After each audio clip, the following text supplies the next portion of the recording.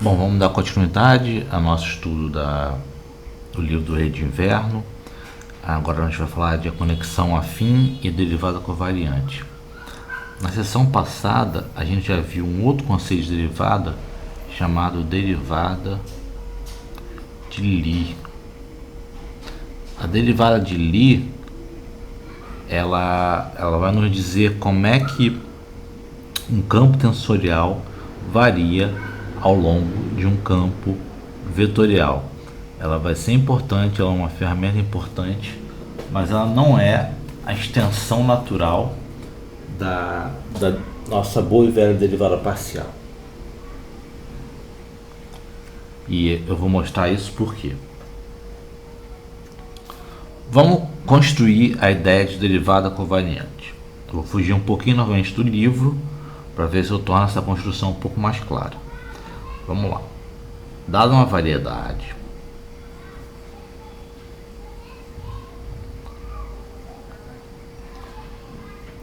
eu vou construir uma curva na variedade. Como é que eu faço isso? Bom, eu tenho aqui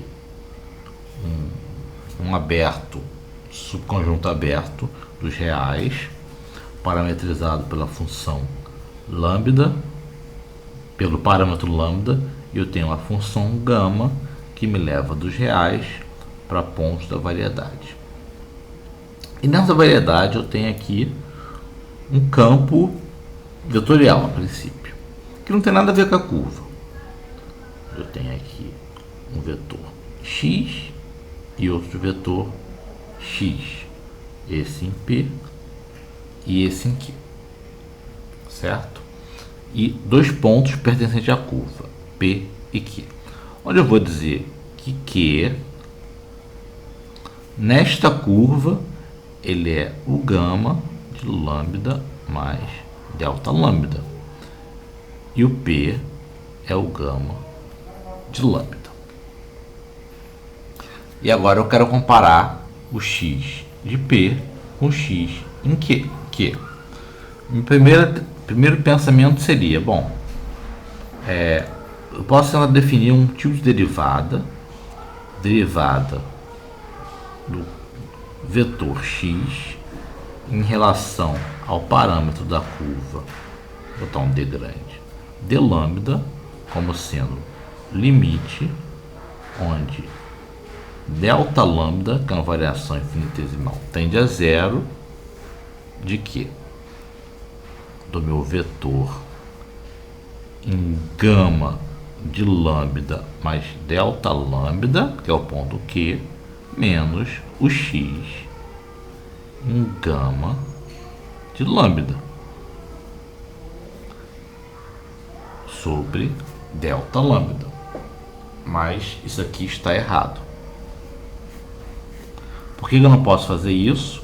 Porque este vetor está em Q e este vetor está em P. Eu não posso fazer isso.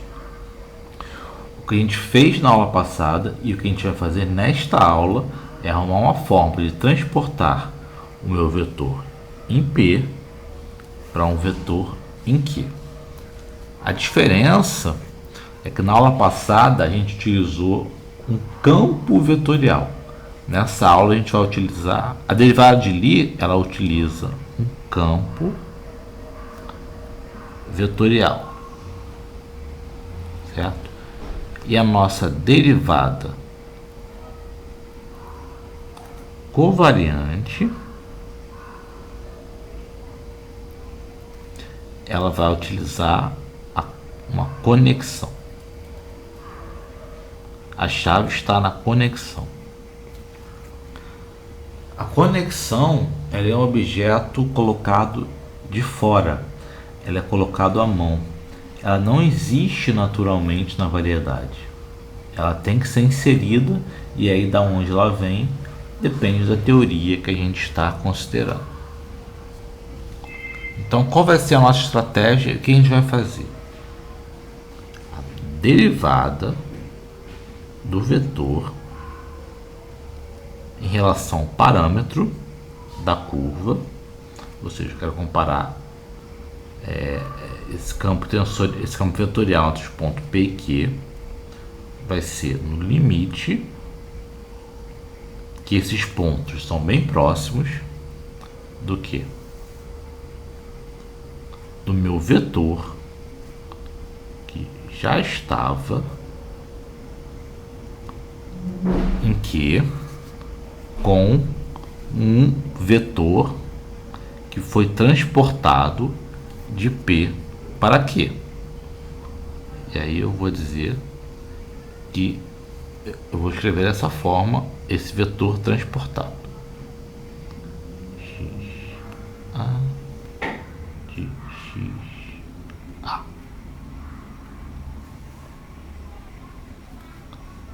Delta lambda. Onde fique claro que esse objeto aqui, apesar de parecer que ele é uma soma de dois vetores em P, isso aqui, essa nomenclatura aqui, ela é meio enganosa. Isso aqui é um vetor em Q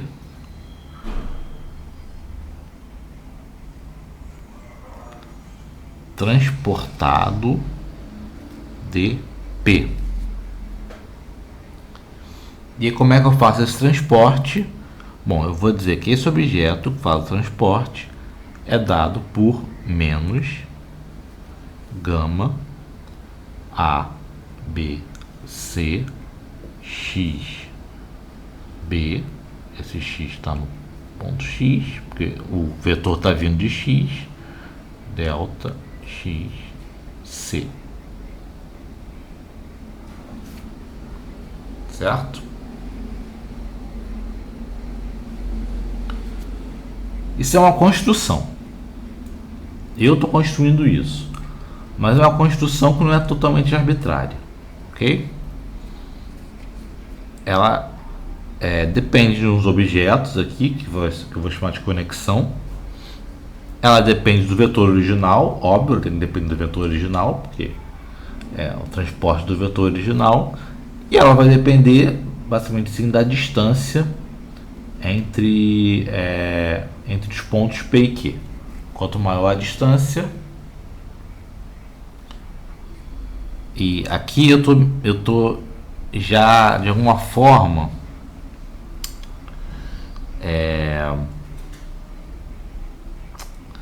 seria mais correto eu não botar XA, não, eu botar aqui gama de T, gama de lambda, porque eu ainda não parametrizei, certo? Então eu estou esquematizando. Isso aqui é só uma esquematização que vai depender da distância entre os dois pontos, certo? Agora vamos coordenatizar, ok? Eu estou usando agora o sistema de coordenadas x a x. Vamos lá. Vamos abrir isso aqui. Isso aqui é o que? Limite de delta lambda indo para zero. Ok. Vou tentar não me perder agora. Isso aqui é XA. Agora, o que é o gama de lambda mais delta lambda?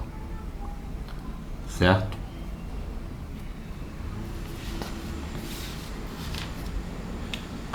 Isso aqui, coordenatizando, isso é o XA, estou coordenatizando, de lambda mais, é o XA, na verdade, de gama de lambda mais delta lambda, mas eu vou esquecer do gama, vou botar direto lambda mais delta lambda, só o parâmetro, né? Ele é a coordenatização do ponto da curva dado pelo parâmetro lambda mais delta lambda, ok? Então ele é XA de XA lambda mais delta lambda menos, e aí eu vou inserir tudo aqui, XA de gama de lambda é o XA de lambda. Fechei tudo? Não.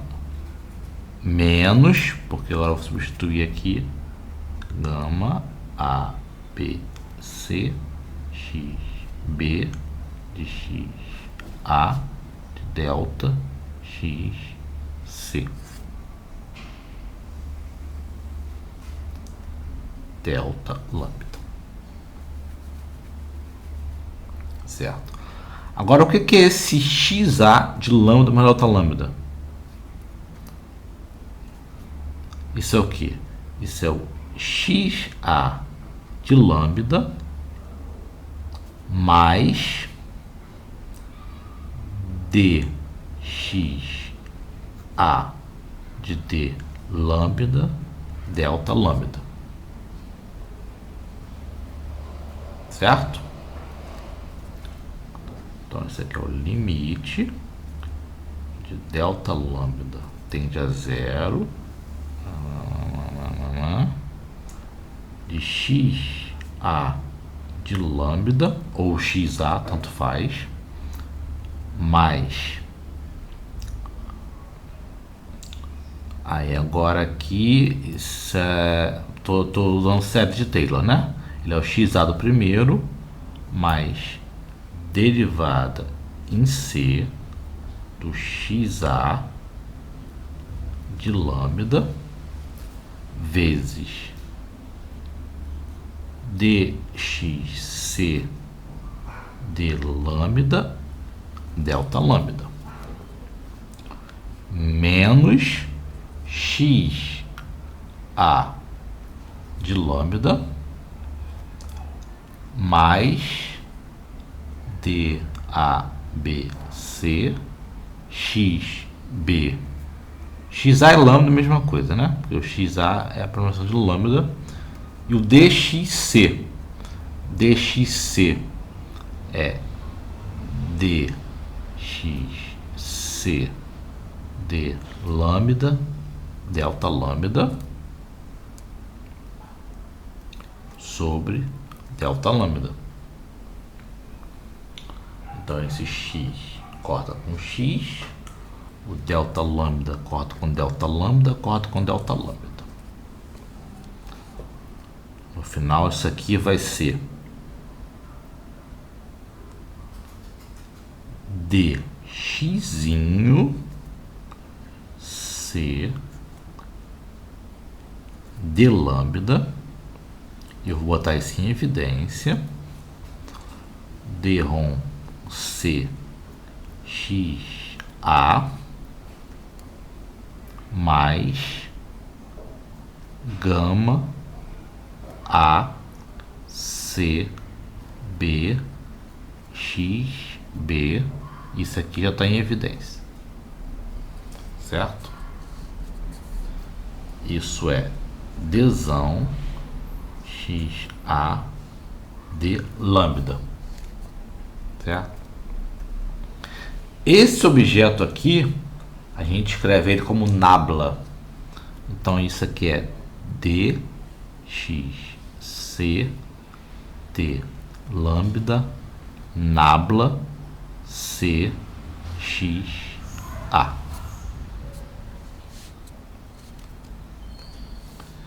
Isso aqui é que a gente vai chamar de derivada covariante. Bom,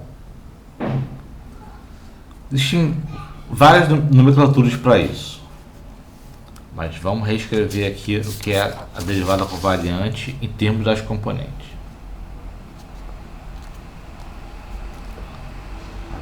Derivada covariante na direção, e aí que eu quero chamar atenção a isso,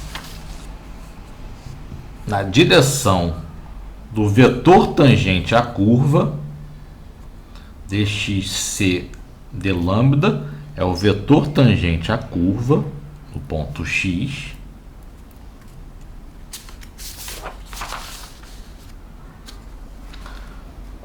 do vetor XA é D-ROM C XA mais gama A C B X B.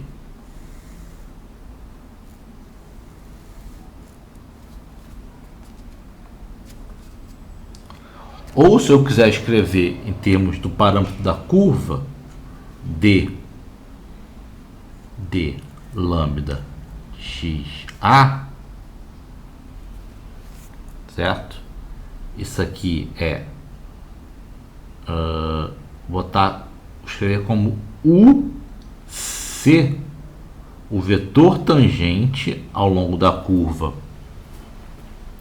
Tá? Temos uma curva, temos aqui dois campos, dois vetores em pontos diferentes, Q e P, e U é esse vetor aqui, certo? No ponto P, vetor tangente ao longo da curva, ele é UC nabla CXA.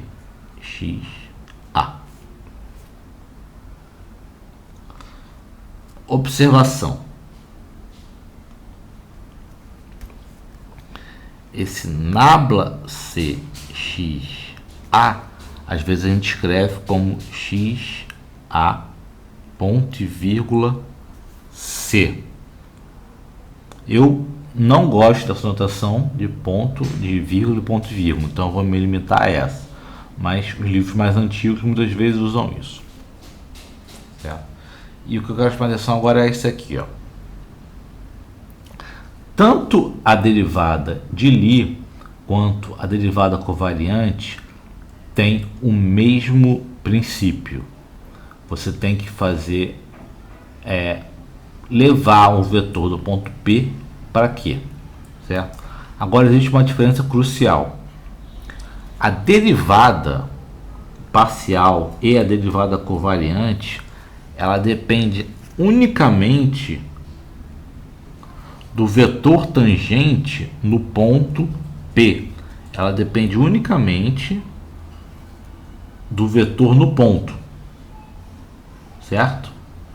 Eu tenho uma curva e está aparecendo o vetor tangente à curva. A derivada de Lie de uma curva, vou chamar de U, em XA, ela é o que?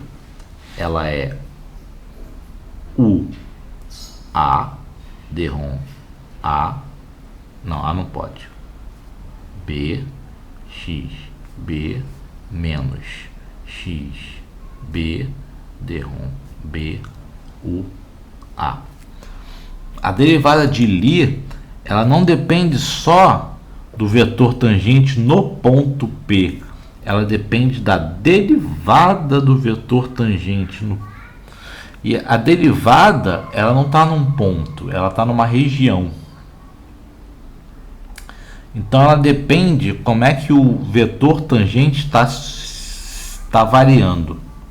Por isso que ela não é a extensão natural da derivada parcial, porque a derivada parcial também só depende da direção no ponto. Eu estou dizendo, eu estou derivando num ponto em uma certa direção, beleza. Aqui não, aqui eu estou derivando no ponto num certo fluxo, porque eu vou depender não só da direção, mas de como esse vetor está variando. Por isso que a derivada de Lie, ela não é exatamente uma extensão natural da derivada parcial. E a derivada covariante é. Agora a gente paga um preço. Essa conexão aqui, esse objeto, que é chamado de conexão, ele é arbitrário. A gente que tem que incluir essa estrutura na variedade. Então esse vídeo vai ficar por aqui e no próximo vídeo a gente vai continuar esse assunto.